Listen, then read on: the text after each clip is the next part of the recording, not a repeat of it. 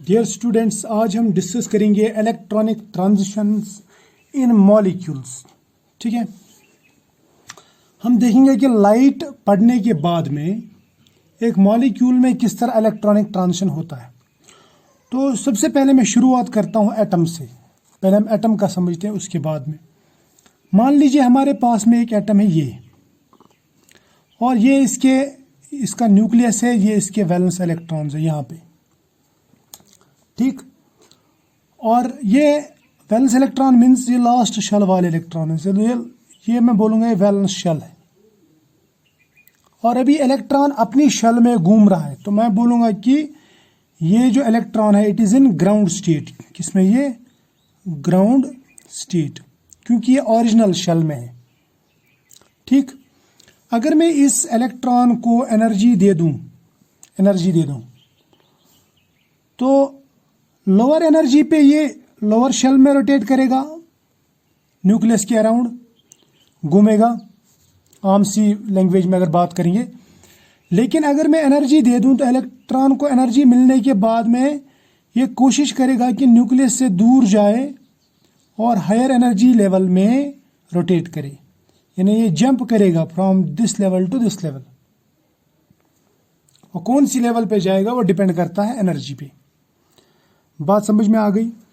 अब सपोज ये जो लेवल्स हैं मैं ऐसे बनाऊंगा, ये है ग्राउंड स्टेट यानी वैलेंस शेल, और ये है नेक्स्ट स्टेट जहां पे इलेक्ट्रॉन जाता है। इस नेक्स्ट स्टेट को बोलूंगा मैं एक्साइटेड स्टेट। अभी इलेक्ट्रॉन यहां पे है, लाइट आ रही है इसके ऊपर, ये पड़ रही है, और ये इलेक्ट्रॉन जंप करता है from this level to this level. यहाँ पे मैंने जनरल एनर्जी की बात की, यहाँ पे मैंने बात की एनर्जी की, but in the form of light. In energy हम हीट के फॉर्म में भी दे सकते हैं, इलेक्ट्रिसिटी के फॉर्म में, या लाइट के फॉर्म में भी दे सकते हैं। अगर इसने ऐसा किया तो ये इसमें कुछ चेंजेस आएंगे, यानी इलेक्ट्रॉन ने यहाँ पे लाइट एब्जॉर्ब की और ये जंप करेगा इधर। तो मैं बोलूँगा कि इस एटम में कुछ चेंजेस आएंगे। वो चेंजेस इस तरह होंगे, पहले इसका इलेक्ट्रॉन यहाँ पे था ग्राउंड स्टेट में, अब इलेक्ट्रॉन यहाँ चला गया एक्साइटेड स्टेट में। समझ में आना? तो ये जो चेंज है it is called electronic change, and electronic change is also called electronic transition. Electronic transition का मतलब रहता है इलेक्ट्रॉनिक चेंज। अब इस स्टेट में अगर एटम रहा, यानी अगर इसके इलेक्ट्रॉन अपने ग्राउंड स्टेट में रहे, तो मैं बोलूँगा कि एटम ग्राउंड स्टेट में है, एटम नॉर्मल स्टेट में है। लेकिन अगर एटम को किसी ने छेड़ा, जैसे लाइट ने इसको छेड़ा और इसका इलेक्ट्रॉन जंप कर गया from ground state to this higher energy level excited state, तो मैं बोलूँगा कि एटम जो है वो एक्साइट हो गया। यानी अब जो सूरत है एटम की वो कुछ इस तरह है, ये इसका वैलेंस, ये इसका न्यूक्लियस, ये इसका वैलेंस शेल, ठीक है, वैलेंस शेल, और ये इसका एक्साइटेड शेल यानी हायर एनर्जी लेवल। और इलेक्ट्रॉन अब यहाँ पे नहीं बल्कि यहाँ पे। अब मैं बोलूँगा इसका पारा चढ़ गया है, उसको गुस्सा आ गया है, ये एक्साइट हो गया। ये जो है ये नॉर्मल एटम है, इसको मैं बोलूँगा it is excited atom in excited state, it is not normal. ये एक्साइटेड स्टेट में एटम। और ये एक्साइटेशन कब हुआ? जब यहाँ पे इलेक्ट्रॉनिक ट्रांजिशन हुआ। इलेक्ट्रॉनिक ट्रांजिशन क्यों हुआ? क्योंकि इसने एनर्जी एब्जॉर्ब की।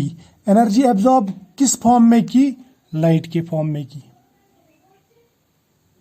समझ में ना?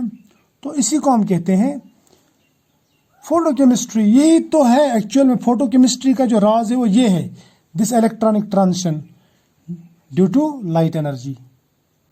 ये फोटोकेमिस्ट्री का प्राइमरी प्रोसेस यही है, फर्स्ट स्टेप यही है, यहाँ से फोटोकेमिस्ट्री स्टार्ट होती है। समझ में आया?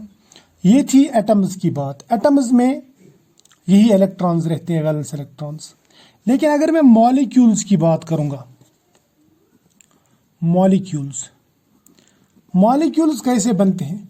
सपोज मैं दो एटम्स मिला देता हूँ, इनके बीच में दो इलेक्ट्रॉन्स आ गए तो ये आपस में ऐसे सिग्मा बॉन्ड बना देते। ये है ना, ये एटम एक है, ये दूसरा एटम और इनके बीच में बॉन्ड। ठीक। अब मान लीजिए इस एटम के पास में भी कुछ वैलेंस इलेक्ट्रॉन है, इस एटम के पास में भी कुछ वैलेंस इलेक्ट्रॉन बचे हैं। जैसे अगर मैं फ्लोरीन फ्लोरीन का बॉन्ड बना दूं, फ्लोरीन फ्लोरीन, यहां पे ये 6 इलेक्ट्रॉन्स, यहां पे ये 6 इलेक्ट्रॉन्स और यहां पे ये 2 इलेक्ट्रॉन्स। अब ये जो इलेक्ट्रॉन्स है ना, इनको मैं बोलूंगा these are bonded electrons, bonding electrons, but these are non bonding electrons, non bonding electrons. इनको क्या बोलूंगा मैं? Bonding electrons.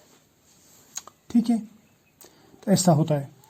अब अगर मैं हाइड्रोजन और हाइड्रोजन का बॉन्ड बना दूं तो यहां पे सिर्फ और सिर्फ बॉन्डिंग इलेक्ट्रॉन्स हैं, राइट। लेकिन अगर मैं सपोज कार्बन और ऑक्सीजन का डबल बॉन्ड बना दूं तो यहां पे मुझे 3 तरह के इलेक्ट्रॉन्स मिलेंगे। ये है नॉन बॉन्डिंग इलेक्ट्रॉन्स, ये है बॉन्डिंग इलेक्ट्रॉन्स। लेकिन बॉन्डिंग में भी 2 तरह के, एक है सिग्मा, दूसरा है पाई, जबकि इनमें सिर्फ सिग्मा सिग्मा बॉन्ड। बात समझ में आया ना। अगर मैं बात हाइड्रोजन की करूं तो हाइड्रोजन में मुझे 1 तरह के इलेक्ट्रॉन्स मिलेंगे, बॉन्डिंग इलेक्ट्रॉन्स, और वो भी सिग्मा बॉन्डिंग इलेक्ट्रॉन्स। अगर मैं फ्लोरीन की बात करूं, मुझे 2 तरह के इलेक्ट्रॉन्स मिलेंगे, एक है सिग्मा बॉन्डिंग इलेक्ट्रॉन्स और दूसरा है नॉन बॉन्डिंग इलेक्ट्रॉन्स। अगर मैं ऐसे कीटोन या एल्डिहाइड की बात करूं तो यहाँ पे मुझे 3 तरह के इलेक्ट्रॉन्स मिलेंगे, एक है नॉन बॉन्डिंग इलेक्ट्रॉन्स और दूसरा है सिग्मा बॉन्डिंग इलेक्ट्रॉन्स और तीसरा है पाई बॉन्डिंग इलेक्ट्रॉन्स। समझ में आया? शाबाश। यह हो गई एक बात। सिग्मा बॉन्डिंग इलेक्ट्रॉन्स जो है वो सिग्मा ऑर्बिटल में बैठते हैं और पाई बॉन्डिंग इलेक्ट्रॉन्स पाई ऑर्बिटल्स में बैठते हैं। नॉन बॉन्डिंग इलेक्ट्रॉन्स जो है वो नॉन बॉन्डिंग ऑर्बिटल में बैठते हैं। तो इसका मतलब हमारे पास में यहाँ पे भी ऑर्बिटल्स जो है वो अलग अलग टाइप के हैं। जैसे यहाँ पे सिग्मा पाई और नॉन बॉन्डिंग ऑर्बिटल्स। अगर मैं एनर्जी की बात करूं, एनर्जी की, याद रखना, एनर्जी सबसे ज्यादा रहती है नॉन बॉन्डिंग में, उसके बाद में पाई बॉन्डिंग में, उसके बाद में सिग्मा बॉन्डिंग इलेक्ट्रॉन्स में। ये याद रखना, यानी सबसे ज्यादा एनर्जी किसकी रहेगी? नॉन बॉन्डिंग, उसके बाद पाई बॉन्डिंग, उसके बाद में सिग्मा बॉन्डिंग। या मैं ऐसा कह सकता हूं कि लूज कौन कौन सा रहेगा? सबसे ज्यादा लूज रहेगा नॉन बॉन्डिंग इलेक्ट्रॉन, उसके बाद पाई बॉन्डिंग इलेक्ट्रॉन, उसके बाद में सिग्मा बॉन्डिंग इलेक्ट्रॉन्स, राइट। तो ये ज्यादा लूज रहते हैं, ज्यादा फ्री रहते हैं एज कंपेयर टू पाई, पाई ज्यादा फ्री रहते हैं एज कंपेयर टू सिग्मा। यानी अगर आपको इन इलेक्ट्रॉन्स को एक्साइट कराना हो तो आप इजीली नॉन बॉन्डिंग को करा सकते हैं, उसके बाद में पाई बॉन्डिंग, उसके बाद में सिग्मा बॉन्डिंग इलेक्ट्रॉन्स।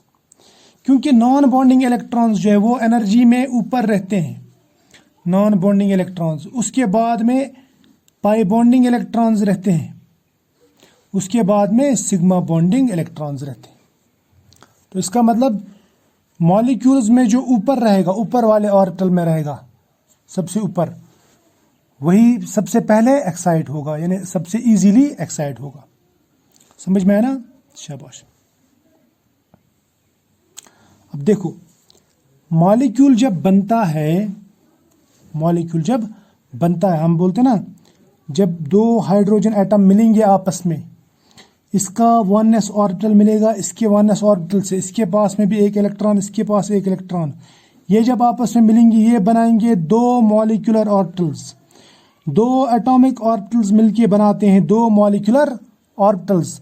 एक रहता है बॉन्डिंग मॉलिक्यूलर ऑर्बिटल और दूसरा रहता है एंटी बॉन्डिंग मॉलिक्यूलर ऑर्बिटल। बात समझ में आ गई? यानी जितने बॉन्डिंग मॉलिक्यूलर ऑर्बिटल रहते हैं उतने ही एंटी बॉन्डिंग मॉलिक्यूलर ऑर्बिटल भी रहते हैं।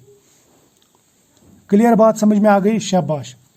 अब यहां पे मैं इलेक्ट्रॉन्स की बात कर रहा हूं, जो नॉन बॉन्डिंग इलेक्ट्रॉन्स है वो नॉन बॉन्डिंग ऑर्बिटल में होंगे, क्योंकि यानी बॉन्डिंग में वो जो पार्टिसिपेट ही नहीं करते, उनकी बात कर रहा हूं मैं, उनको बोलते हैं हम नॉन बॉन्डिंग इलेक्ट्रॉन्स या लोन पेयर्स बोलते हैं उनको, ठीक। और जो पाई ऑर्बिटल्स में रहते हैं उनको बोलते हैं पाई बॉन्डिंग ऑर्बिटल्स, और जो सिग्मा बॉन्ड बनाते हैं वो बोलते हैं सिग्मा बॉन्डिंग ऑर्बिटल्स। तो इसका मतलब ये हुआ कि बॉन्डिंग में यहाँ पे दो तरह के इलेक्ट्रॉन्स है, एक है पाई बॉन्डिंग इलेक्ट्रॉन और दूसरा सिग्मा बॉन्डिंग इलेक्ट्रॉन, और जो बॉन्डिंग में नहीं है उनको बोलते हैं हम नॉन बॉन्डिंग इलेक्ट्रॉन। तो इसका मतलब अगर यहाँ पे सिग्मा बॉन्ड बनाया तो सिग्मा एंटी बॉन्ड भी होगा, सिग्मा बॉन्ड है तो सिग्मा एंटी बॉन्ड भी होगा, पाई बॉन्डिंग है तो पाई एंटी बॉन्डिंग ऑर्बिटल भी होगा। ये बात याद रखना, जिन मॉलिक्यूल्स में सिग्मा बॉन्डिंग ऑर्बिटल होता है उनमें सिग्मा एंटी बॉन्डिंग ऑर्बिटल भी होता है, जिनमें पाई बॉन्डिंग ऑर्बिटल होता है उनमें पाई एंटी बॉन्डिंग ऑर्बिटल भी होता है। क्लियर। तो अब हमारे पास में जो ऑर्बिटल्स आ गए किसी मॉलिक्यूल में वो सिग्मा पाई नॉन बॉन्डिंग, पाई एंटी बॉन्डिंग और सिग्मा एंटी बॉन्डिंग हो सकते हैं। अब क्वेश्चन ये है कि क्या सब मॉलिक्यूल्स में पाई एंटी बॉन्डिंग और सिग्मा एंटी बॉन्डिंग होंगे? इसका आंसर है मेरे पास में। देखो हाइड्रोजन है, हाइड्रोजन में सिग्मा बॉन्डिंग इलेक्ट्रॉन्स हैं, तो इसका मतलब इसमें सिग्मा भी होंगे और सिग्मा स्टार यानी सिग्मा एंटी बॉन्डिंग ऑर्बिटल भी होंगे। जहां पे सिग्मा बॉन्डिंग ऑर्बिटल होगा वहां पे सिग्मा एंटी बॉन्डिंग ऑर्बिटल भी होगा। अब अगर मैं फ्लोरीन की बात करूंगा, फ्लोरीन में सिग्मा बॉन्डिंग ऑर्बिटल है, तो इसका मतलब इसमें sigma anti bonding molecular orbital भी होगा। और इसमें और एक तरह का ऑर्बिटल है जिसमें ये इलेक्ट्रॉन्स रहते हैं नॉन बॉन्डिंग इलेक्ट्रॉन्स, उसको बोलते हैं नॉन बॉन्डिंग मॉलिक्यूलर ऑर्बिटल या नॉन बॉन्डिंग ऑर्बिटल। तो इसमें दो तरह या मैं बोलूंगा तीन तरह के सिग्मा, सिग्मा एंटी बॉन्डिंग और नॉन बॉन्डिंग ऑर्बिटल इसमें। अब अगर मॉलिक्यूल में सिग्मा बॉन्ड भी है, पाई बॉन्ड भी है, तो इसका मतलब उसमें सिग्मा एंटी बॉन्डिंग और पाई एंटी बॉन्डिंग ऑर्बिटल भी होगा। जहां पे सिग्मा बॉन्ड बनता है वहां पे सिग्मा स्टार भी यानी सिग्मा एंटी बॉन्डिंग भी होता है। जहां पे पाई बॉन्डिंग ऑर्बिटल होता है वहां पे पाई एंटी बॉन्डिंग ऑर्बिटल भी होता है। ठीक है, तो इसका मतलब इसमें sigma bonding, sigma anti bonding और पाई बॉन्डिंग, पाई एंटी बॉन्डिंग और नॉन बॉन्डिंग तो है ही ये वाले ऑर्बिटल। समझ में आया ना। तो आपको पहचानना है कि किसमें कौन कौन से ऑर्बिटल हो सकते हैं। क्या हाइड्रोजन मॉलिक्यूल में पाई ऑर्बिटल है? नहीं। पाई एंटी बॉन्डिंग ऑर्बिटल है? नहीं। नॉन बॉन्डिंग है? नहीं। फ्लोरीन में सिग्मा है, सिग्मा एंटी बॉन्डिंग है, नॉन बॉन्डिंग है, लेकिन पाई एंटी बॉन्डिंग या पाई बॉन्डिंग नहीं है, क्योंकि उसमें पाई बॉन्ड बना ही नहीं है। जिसमें पाई बॉन्ड बना है उसी में पाई एंटी बॉन्डिंग ऑर्बिटल भी होगा। यहां तक क्लियर? शाबाश, यहां तक तो ठीक है ना। अब देखो, सपोज मैं अब लेता हूं इसी कीटोन मॉलिक्यूल को, इसमें यहां पे भी इलेक्ट्रॉन होंगे, सिग्मा में भी, इसमें पाई में भी इलेक्ट्रॉन होंगे, इसमें नॉन बॉन्डिंग में भी इलेक्ट्रॉन होंगे। और अगर एंटी बॉन्डिंग में इलेक्ट्रॉन जाता है, ये आप सबको मालूम है, तो मॉलिक्यूल को डिस्टेबलाइज करता है, यानी उसको वो अनस्टेबल बना देता है और उससे बॉन्ड जो है, बॉन्ड ऑर्डर कम हो जाता है और बॉन्ड ब्रेक होता है। क्लियर? यानी बॉन्ड बनता नहीं। जितना एंटी बॉन्डिंग में इलेक्ट्रॉन ज़्यादा जाएंगे उतने बॉन्ड्स वीक होंगे, उतना बॉन्ड ऑर्डर कम होगा। बात समझ में आ गई? शाबाश। अब मैं ये इस तरह लूंगा, इसमें यहाँ पे भी इलेक्ट्रॉन्स है, नॉन बॉन्डिंग में भी है ना, ये इसमें पाई में भी इलेक्ट्रॉन्स है, इसमें सिग्मा में भी इलेक्ट्रॉन्स है, और लेकिन सबसे टॉप पे कौन है? नॉन बॉन्डिंग, क्योंकि इनकी एनर्जी सबसे ज्यादा रहती है। और इस साइड में अगर आप जाएंगे, इस साइड में आपको पाई एंटी बॉन्डिंग ऑर्बिटल मिलेगा। ये वाला जो है ये है हाईएस्ट ऑक्यूपाइड, इसको बोलता हूं हाईएस्ट ऑक्यूपाइड मॉलिक्यूलर ऑर्बिटल। ये जो है ये यहां पे लोवेस्ट अनऑक्यूपाइड मॉलिक्यूलर ऑर्बिटल, ये याद रखना। सबसे कम एनर्जी वाला एंटी बॉन्डिंग मॉलिक्यूलर ऑर्बिटल जिसमें इलेक्ट्रॉन नहीं है, अनऑक्यूपाइड है। ये highest occupied orbital molecular orbital, ये याद रखना। इनको बोलते हैं होमोल्यूमो, इतना भी याद रख लेना। ठीक है, अब मैं नए पेज पे आपको दिखाऊंगा कि इसमें ट्रांजिशंस किस तरह होंगी। ठीक है, तो ट्रांजिशंस देखेंगे हम किस तरह हो सकते हैं।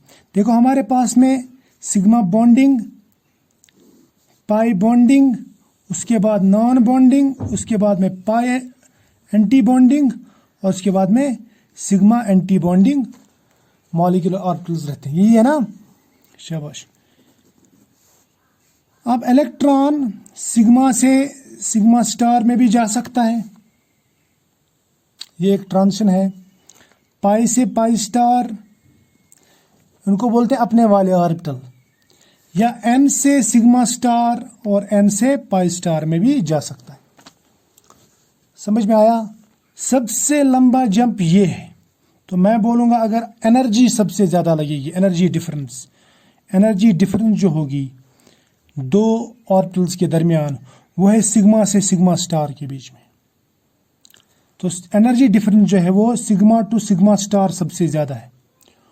उसके बाद में पाई से पाई स्टार सबसे ज्यादा, उसके बाद में एन टू सिग्मा स्टार, ये याद रखना, N to sigma star energy difference ज्यादा है, और उसके बाद में लास्ट में N to pi star energy difference ये है। तो इसका मतलब यहां पे जो एनर्जी डिफरेंस से ज्यादा है, इसलिए यहां पे इलेक्ट्रॉन को यहां से यहां ले जाने में एनर्जी ज्यादा लगेगी। उसके बाद में इसमें एनर्जी ज्यादा लगेगी, उसके बाद में इसमें एनर्जी ज्यादा लगेगी, उसके बाद में इसमें एनर्जी ज्यादा लगेगी। तो मैं ऐसा बोलूंगा कि एनर्जी जो है, energy it is directly proportional to frequency of light, या एनर्जी डिफरेंस या energy is equal to H nu. मेरी बात समझ लेना मैं क्या कहना चाहता हूं। इससे यह पता चल जाता है कि अगर एनर्जी डिफरेंस ज्यादा है तो फोटोन की एनर्जी भी ज्यादा लगेगी। इसका मतलब यह हुआ कि सिग्मा से सिग्मा स्टार में जाने के लिए फोटोन के पास में एनर्जी सबसे ज्यादा होनी चाहिए, या उसमें फ्रीक्वेंसी सबसे ज्यादा होनी चाहिए। तो इसका मतलब सिग्मा टू सिग्मा स्टार जो ट्रांजिशन है, sigma to sigma star transition जो जाएगा, उसमें फ्रीक्वेंसी सबसे ज्यादा लगेगी। और जो ये वाला एन टू पाई स्टार जो ट्रांजिशन होगा, उसमें फ्रीक्वेंसी सबसे कम लगेगी। यानी कौन सा लाइट एब्जॉर्ब होगा और कौन सा नहीं, वो डिपेंड करेगा कि इन स्टेट्स के दरमियान, इन ऑर्बिटल्स के दरमियान एनर्जी डिफरेंस कौन सा है। समझ में आया ना? तो इसका मतलब इन दोनों में ज्यादा एनर्जी लगती है, यहां पे एनर्जी कम लगती है। एन टू पाई स्टार में एनर्जी कम लगती है, एन टू सिग्मा स्टार में उससे थोड़ी ज्यादा, पाई टू पाई स्टार में उससे ज्यादा, और सिग्मा टू सिग्मा स्टार में सबसे ज्यादा एनर्जी लगती है। बात समझ में आए ना? तो जब भी हमें इलेक्ट्रॉनिक ट्रांजिशन कराना हो तो एनर्जी इस हिसाब से लगती है। अब मैं आपको एक मॉलिक्यूल दिखाता हूं, आपको बताना है कि इसमें कौन कौन सा ट्रांजिशन होगा और कौन सा ट्रांजिशन, किस ट्रांजिशन के लिए एनर्जी ज्यादा लगेगी। मेरे पास में एक मॉलिक्यूल है इस तरह। अब ये नहीं बताऊंगा मैं यहां से क्या जुड़ा है, लेकिन यहां से जो भी जुड़ा है वो सब सिंगल बॉन्ड से, उसमें कोई डबल बॉन्ड या कोई नॉन बॉन्डिंग इलेक्ट्रॉन नहीं है। और यहां पे एक सिग्मा बॉन्ड है, यहां पे एक पाई बॉन्ड है। क्या आप मुझे बता सकते हैं इसमें किस तरह के इलेक्ट्रॉन्स होंगे? शाबाश, इसमें सिग्मा इलेक्ट्रॉन्स हैं, यानी इसमें सिग्मा ऑर्बिटल है। तो इसका मतलब सिग्मा स्टार ऑर्बिटल भी होगा, यानी सिग्मा एंटी बॉन्डिंग ऑर्बिटल भी होगा। इसमें पाई बॉन्डिंग ऑर्बिटल है, पाई बॉन्ड, तो इसका मतलब इसमें पाई एंटी बॉन्डिंग मॉलिक्यूलर ऑर्बिटल भी होगा। क्या इसमें नॉन बॉन्डिंग मॉलिक्यूलर ऑर्बिटल होगा? नहीं, इसमें नॉन बॉन्डिंग नहीं है, क्योंकि इसमें नॉन बॉन्डिंग इलेक्ट्रॉन्स ही नहीं है। तो orbitals exist because of electrons. Orbital का मतलब ही है स्पेस में एक 3 डायमेंशनल एरिया जहां पे probability of finding an electron is maximum, उसको हम कहते हैं ऑर्बिटल। तो यहां पे तो नॉन बॉन्डिंग इलेक्ट्रॉन्स है ही नहीं, तो नॉन बॉन्डिंग ऑर्बिटल कहां से आएगा? ठीक। यहाँ तक तो क्लियर है ना? शाबाश। अब आप मुझे और एक मॉलिक्यूल के बारे में बताइए। सपोज मेरे पास में एक मॉलिक्यूल है, ये है इस तरह, कार्बन डबल बॉन्ड N, और यहाँ पे एक लोन पेयर। तो इसमें किस तरह के ट्रांजिशंस हो सकते हैं और इसमें किस तरह के ऑर्बिटल्स हैं? सबसे पहले इसमें सिग्मा बॉन्ड है, तो sigma to sigma star transition भी होगा, sigma to sigma star. Pi to pi star भी होगा, क्योंकि इसमें पाई बॉन्ड है, डबल बॉन्ड है। नॉन बॉन्डिंग इलेक्ट्रॉन्स है क्या इसमें? हाँ है। तो इसका मतलब नॉन बॉन्डिंग इलेक्ट्रॉन्स भी इसमें होंगे। इसमें N टू पाई और N टू सिग्मा स्टार भी हो सकता है। समझ में है ना? तो ये ट्रांजिशन इसमें पॉसिबल है। और सबसे कम एनर्जी किसमें लगती है? N to pi star transition में। और सबसे ज़्यादा energy sigma to sigma star transition में। तो इसका मतलब सबसे कमज़ोर लाइट कौन से ट्रांजिशन में लगेगी, यानी सबसे कम फ्रीक्वेंसी कहाँ पे इस्तेमाल होगी? तो मैं बोलूँगा N टू पाई स्टार में। और सबसे ज़्यादा फ्रीक्वेंसी ऑफ लाइट कौन से ट्रांजिशन के लिए लगेगी? तो मैं बोलूँगा सिग्मा टू सिग्मा स्टार। क्योंकि अगर लाइट के पास में एनर्जी होगी तभी वो इलेक्ट्रॉन को यहाँ से यहाँ जंप करा सकता है। तो ये जंप तभी पॉसिबल है जब लाइट के पास में इतनी एनर्जी है। समझ में आया? तो फिलहाल आज इतना ही, मिलेंगे नेक्स्ट लेक्चर में, तब तक के लिए बाय।